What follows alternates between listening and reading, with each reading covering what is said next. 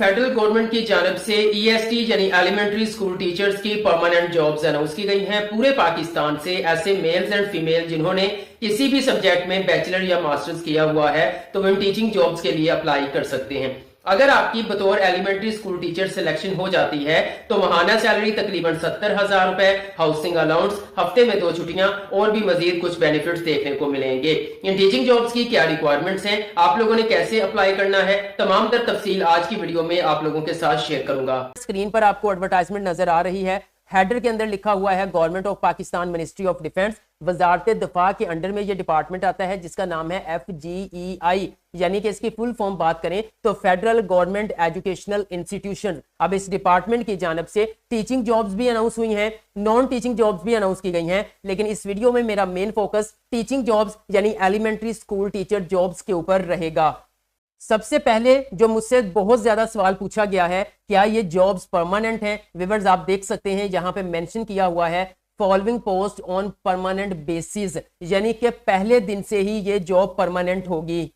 जी तो व्यूअर्स सबसे पहले बात कर लेते हैं पोजीशन का नाम क्या है। तो व्यूअर्स मेल्स एंड फीमेल्स दोनों के लिए पोजीशन का नाम सेम है, यानी कि EST elementary school teacher for male, basic pay scale है इसका 14। ओके इसी तरह आप देख सकते हैं elementary school teacher for female, basic pay scale इसका है 14। ओके जी तो व्यूअर्स अगर अब मैं क्वालिफिकेशन की बात करूं तो आप यहां पर देख सकते हैं इन दोनों के सामने मेंशन किया हुआ है, मतलब कि क्वालिफिकेशन जो भी रिक्वायरमेंट्स हैं वो सारी जो है वो इन दोनों के लिए सेम है। बस ये है कि सीटों की तादाद जरा मुख्तलिफ होगी जो आगे चल के मैं आपसे शेयर करूंगा। यहां पर आप देख सकते हैं 2nd क्लास और grade C in bachelor degree 4 years, equivalent academic qualification from higher education, मतलब हायर एजुकेशन कमीशन की किसी रिकॉग्नाइज्ड यूनिवर्सिटी से आपका बैचलर 4 ईयर होना चाहिए। ठीक है, यानी कि इन जॉब्स के लिए BA BSc वाले अप्लाई नहीं कर सकते, 14 साल एजुकेशन वाले लोग अप्लाई नहीं कर सकते। ऐसे मेल्स एंड फीमेल्स पूरे पाकिस्तान से जिन्होंने किसी भी सब्जेक्ट में BS किया है या फिर MA MSc की हुई है तो वो इन एलिमेंट्री स्कूल टीचिंग जॉब्स के लिए अप्लाई कर सकते हैं। 2nd वीन वाले अप्लाई कर सकते हैं, ग्रेड C वाले अप्लाई कर सकते हैं। बस ये है कि 16 साल एजुकेशन वाले लोग अप्लाई कर सकते हैं। और सबसे अहम बात, कोई BEd रिक्वायर्ड नहीं है, विदाउट BEd जो है वो आप इन जॉब्स के लिए अप्लाई कर सकते हैं।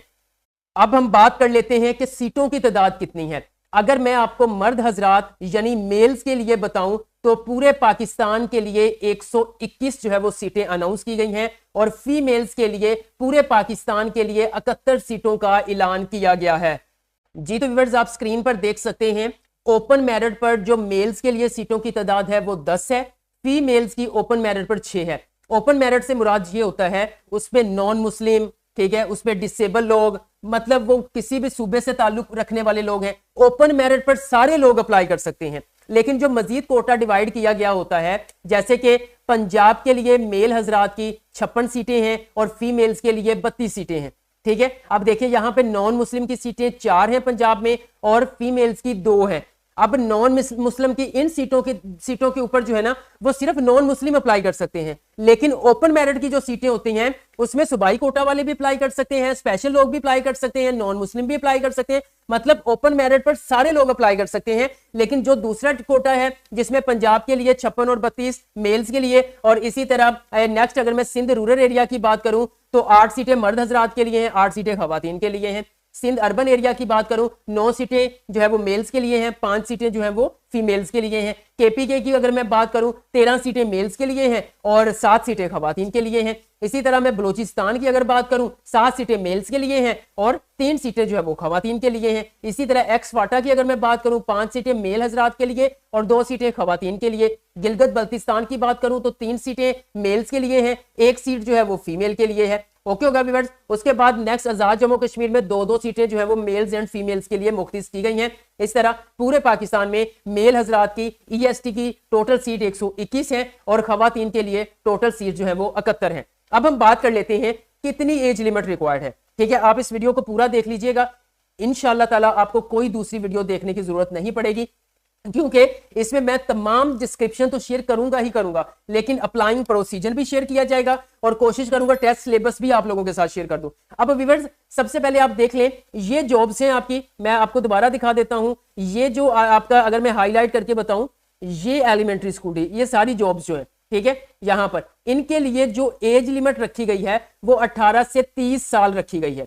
यहां पर आप देख सकते हैं 18 से 30 साल वाले मर्दों खवातीन एलिमेंट्री स्कूल टीचिंग जॉब्स के लिए अप्लाई कर सकते हैं और इसमें 5 साल की एज रिलैक्सेशन पहले से ही शामिल कर दी गई है। यहां आप ऊपर देख सकते हैं, हाईलाइट करके बता देता हूं, एज लिमिट के अंदर वो कह रहे हैं कि 5 साल की एज जनरल जो रिलैक्सेशन है वो पहले ही हमने शामिल कर दी है। अगर वैसे बात करें तो 18 से 25 साल, 5 साल की एज रिलैक्सेशन को शामिल करके 18 से 30 साल वाले मर्दों खवातीन पूरे पाकिस्तान से एलिमेंट्री स्कूल टीचिंग जॉब्स के लिए अप्लाई कर सकते हैं।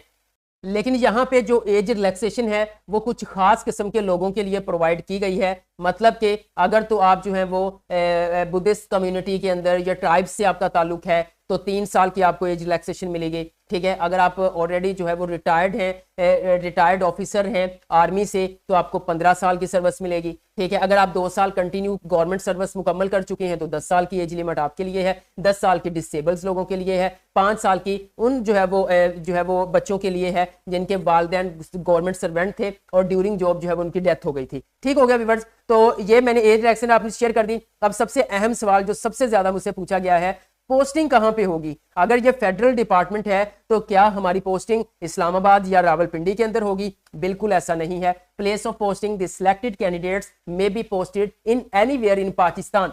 पाकिस्तान में आपकी पोस्टिंग कहीं पे भी हो सकती है। अब इसका मतलब हरगज ये नहीं है कि आपका ताल्लुक मुल्तान से है तो आपको आजाद जम्मू कश्मीर में भेज देंगे, नहीं।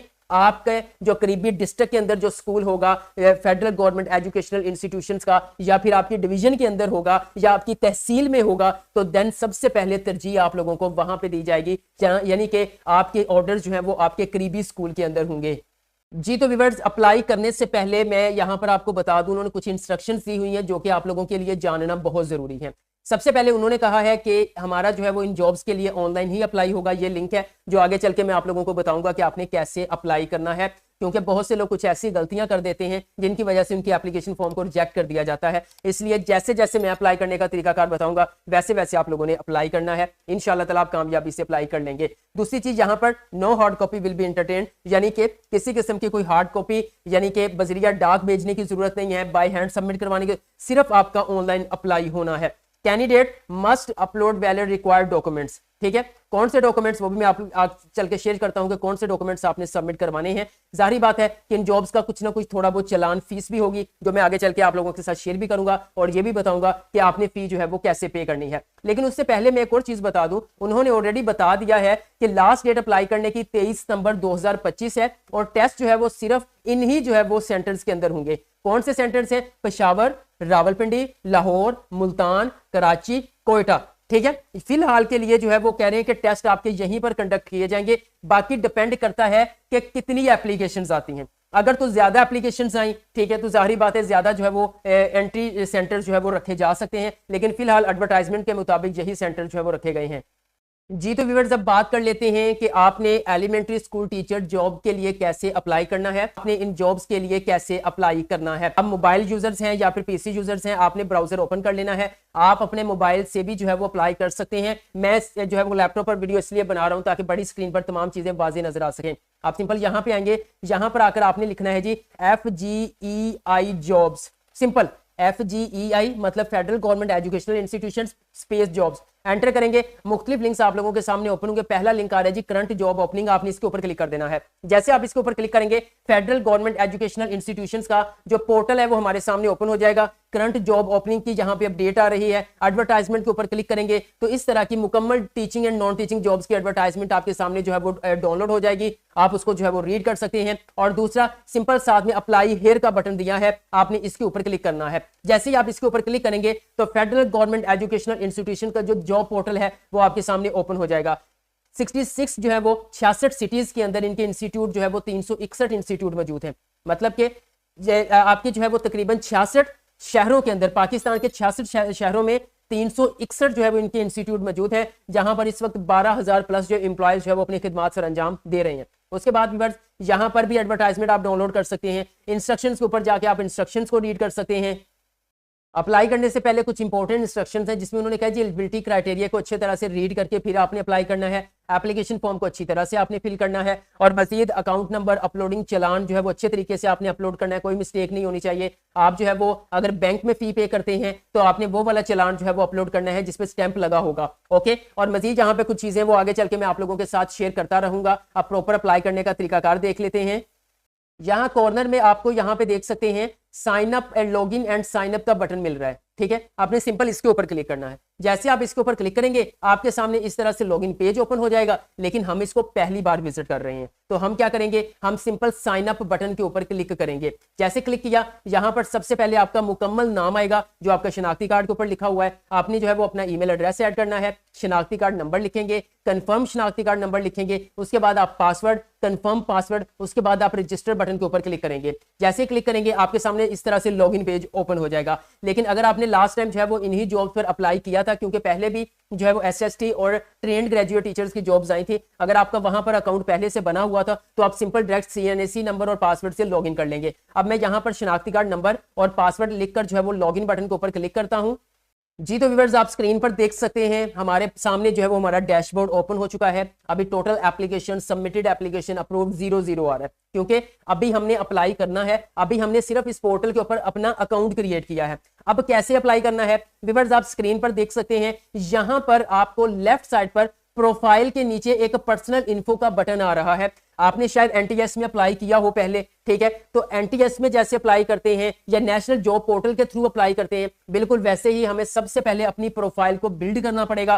पूरी प्रोफाइल बनानी पड़ेगी, जैसे एक सीवी बनाते हैं, उसके बाद हम जो है वो टीचिंग जॉब्स के लिए अप्लाई कर सकते हैं। तो अब सिंपल आपने पर्सनल इंफॉर्मेशन के ऊपर क्लिक करना है। जैसे आपने क्लिक किया हमारे सामने रजिस्ट्रेशन फॉर्म ओपन हो चुका है। कुछ सेक्शन है जैसे कि personal information, qualification, post apply, ये सारी चीजें। तो अब हमने पर्सनल इंफॉर्मेशन को पहले फिल करना है।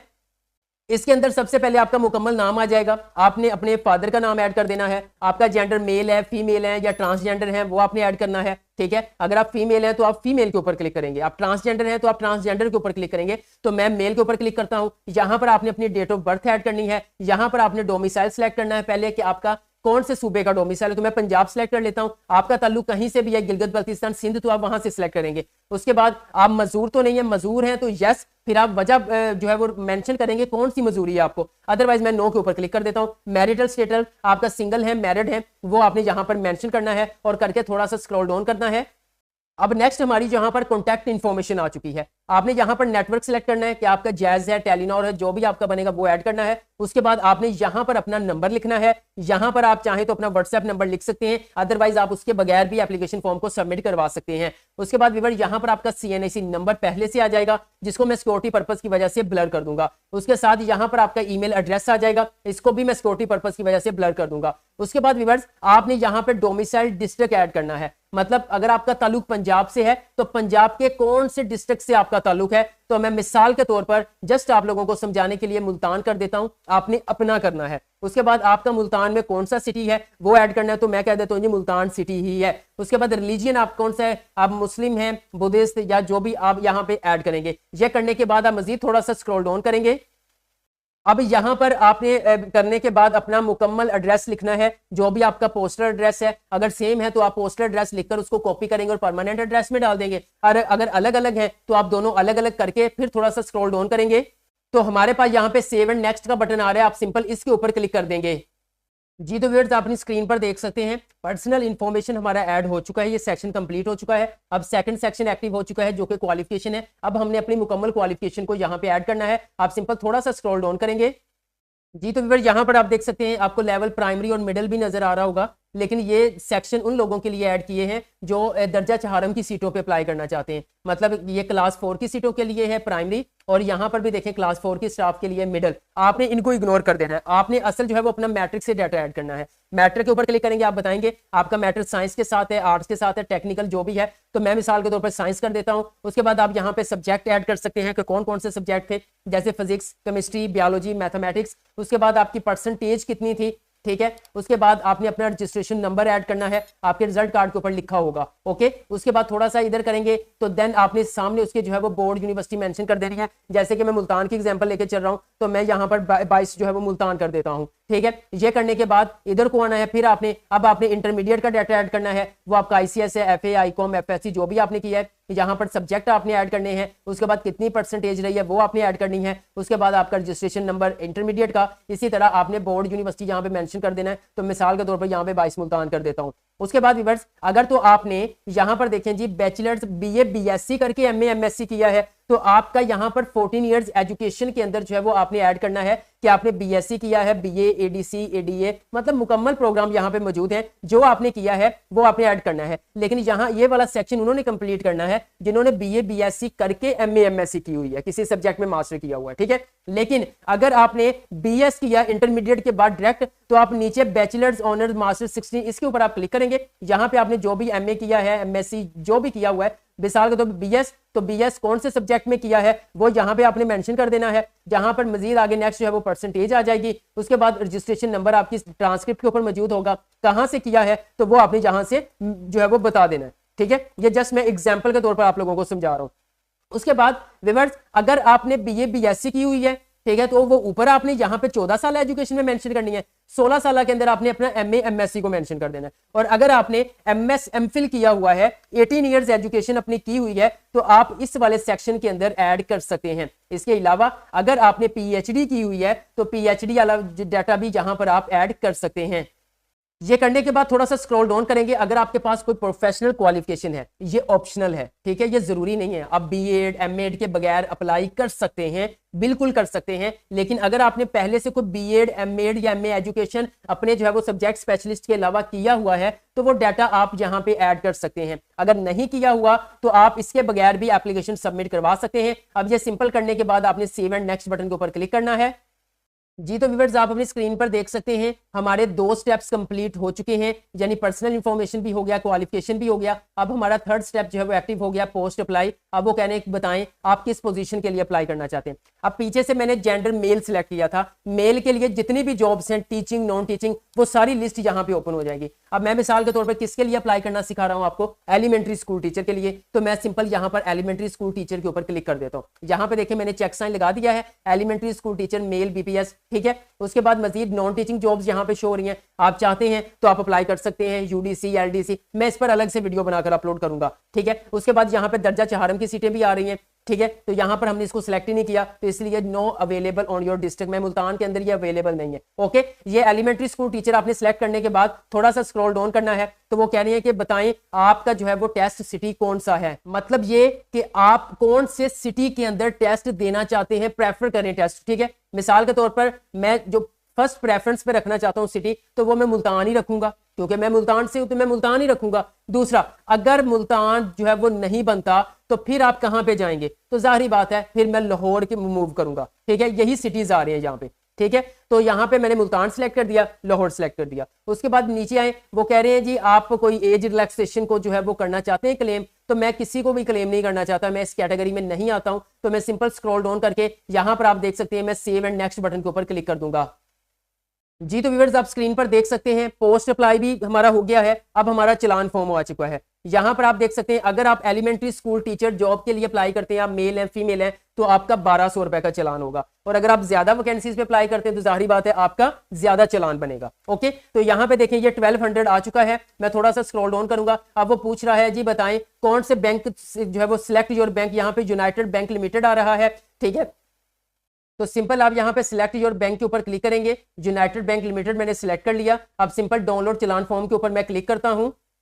जी तो व्यूअर्स आप अपनी स्क्रीन पर देख सकते हैं चलान हमारे सामने आ चुका है, आप इसको डाउनलोड कर लेंगे। अब या तो आप यूबीएल के अंदर जाएं, यूनाइटेड बैंक लिमिटेड, वहां पर जाकर फीस पे कर दें, ठीक है, और चलान जो आपको मिलेगा स्टैंप लगा हुआ वो आप वापस ले आए। लेकिन ऐसे लोग जो चाहते हैं कि नहीं आज के डिजिटल दौर में हम बैंक जाकर फी पे नहीं करना चाहते बल्कि अपने जैज कैश या इजी पैसा की मदद से फी पे करेंगे, तो व्यूअर्स वो भी आप कर सकते हैं। यहाँ पर आपको चलान के ऊपर अकाउंट नंबर दिया हुआ है। यहाँ पे देखें जी, इसमें कुछ चीजें मैं सिक्योरिटी पर्पस की वजह से ब्लर कर दूंगा। आपको यहाँ पर जो है वो अकाउंट टाइटल लिखा नजर आ रहा है और साथ में यहाँ पर अकाउंट नंबर लिखा नजर आ रहा है, ठीक है। आपने इस अकाउंट नंबर को जो है वो किसी जगह पर लिख लेना है या अपने मोबाइल के ऊपर लिखकर उसको जो है वो अपनी कॉपी कर लेना है। और जब आपने फी पे करनी है तो वहां पे टाइटल आना चाहिए FGEI directorate AC induction fund, ठीक है। यहां पर अब हम चलते हैं मोबाइल की स्क्रीन पर और सीख लेते हैं कि हम इजी पैसा या जैज़ कैश की मदद से फीस कैसे पे करेंगे। जी तो व्यूअर्स, मोबाइल की स्क्रीन पर आपका वेलकम करता हूं।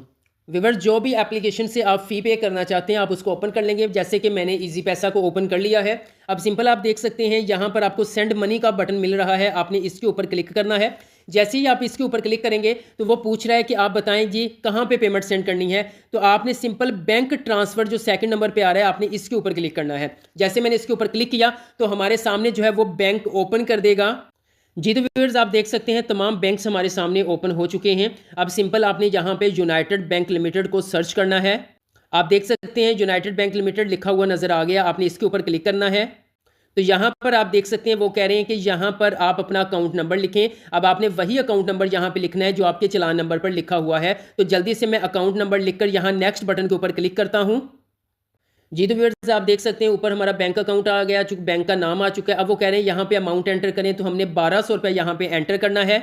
एंटर करने के बाद सिंपल नेक्स्ट बटन के ऊपर क्लिक करेंगे।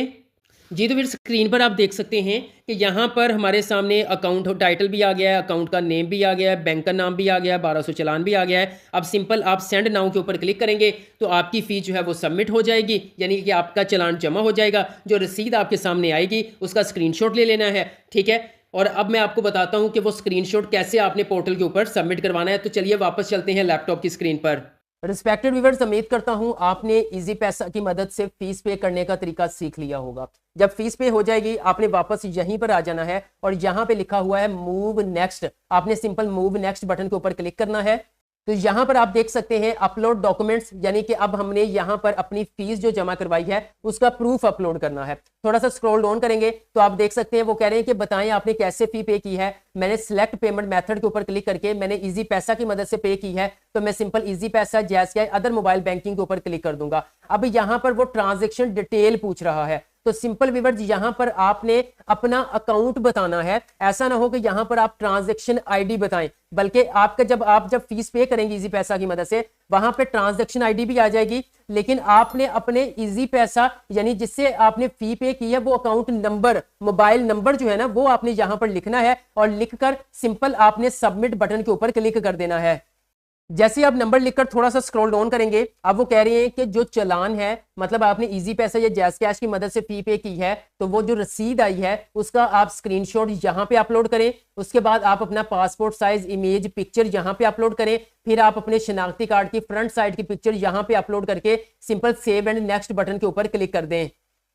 जी तो व्यूअर्स, आप देख सकते हैं ये तमाम इमेजेस हमारी कामयाबी से अपलोड हो चुकी हैं। अब simple save and next button के ऊपर क्लिक करना है। अब यहाँ पे अंडरटेकिंग आ चुकी है, मतलब कि कुछ वो कह रहे हैं कि आप एग्री करें कि हमारी तमाम टर्म एंड कंडीशंस के साथ आप एग्री करते हैं। मैंने चेक साइन लगा दिया है।